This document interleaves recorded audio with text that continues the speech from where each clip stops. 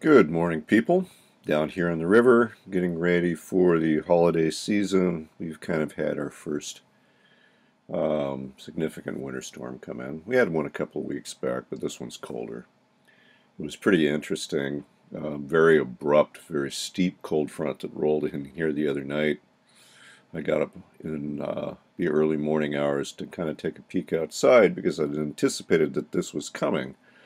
And it was still above freezing, and there wasn't any snow or even meaningful rain. And about an hour later, having drowsed off a little bit, this massive thunderclap comes in.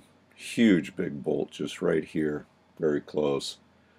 And instantly the snow starts to fall, and very, very dramatic. And it's been doing that ever since. And we're about to get another big wave this afternoon. About 10 below centigrade, but it's definitely comfortable. On the yacht, we're equipped for these sorts of things. It's no problem whatsoever. Now, a conversation that I've had recently with some peers centers around the realization of kind of how the world is going here. As we've been discussing, ideas like what I call the forever voyage and the rest of that. A concern that many have voiced to me about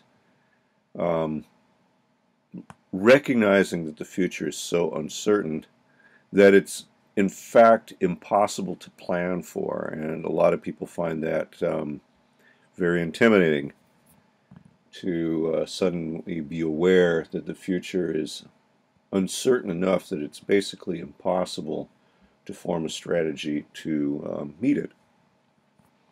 And I would say I really disagree with that. In many ways, the luxury of being able to be relatively certain that within a 30-year window, the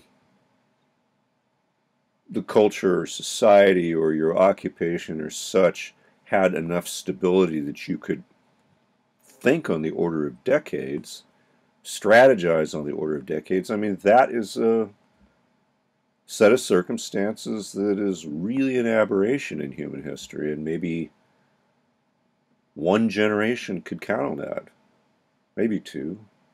But throughout human history, that is the radical exception rather than the rule. It's just that that particular generation that had that stability obviously prospered very handsomely, and they have a tendency to think that's due to the labor of their hands rather than circumstances. And they have advice for the rest of us that doesn't pertain to the world we live in, that doesn't slow them down often from giving it. But there is good advice for how to plan for the future in a world that is uncertain. And it is something that is worth our time to inquire about and, in fact, rediscover, because it's just as relevant a strategy as it's always been.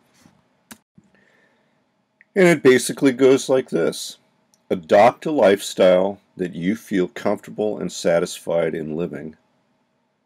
Find a way of earning your daily bread, which is within your ability to maintain the efforts basically indefinitely.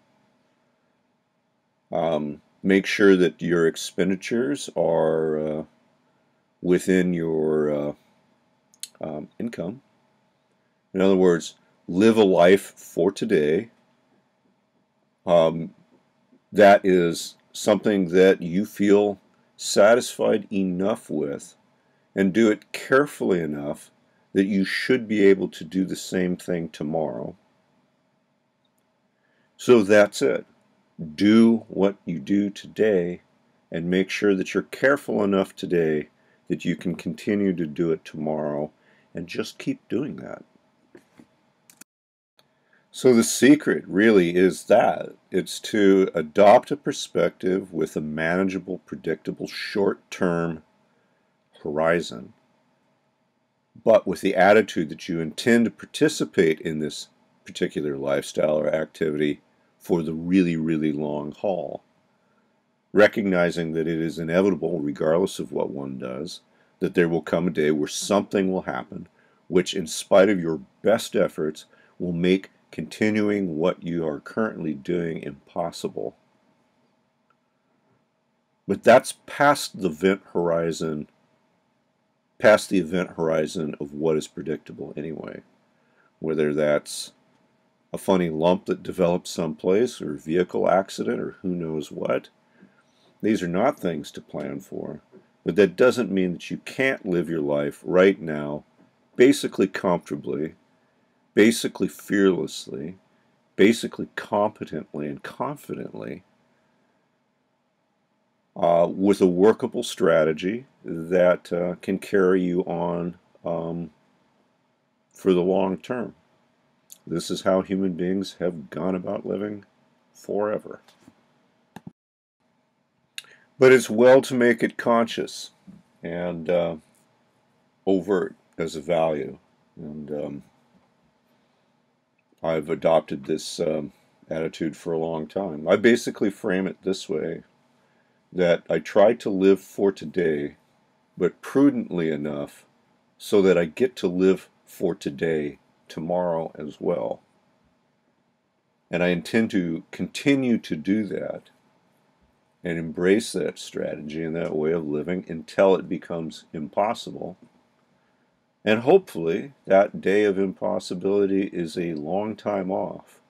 But when it comes, all bets are off for me. And there wouldn't have been any point in planning for that moment anyhow. So I hope that that attitude might give you something to reflect on, because it's more empowering than it initially seems. And we do need these perspectives that are empowering, because so many of the expectations that we have had or inherited are really no longer meaningful or relevant. And moving towards this more universal and humane way of interacting, the world is just far more realistic. Well, it's necessary for us, and I would hope that you too would find it useful. So cheers, people. Have a good afternoon.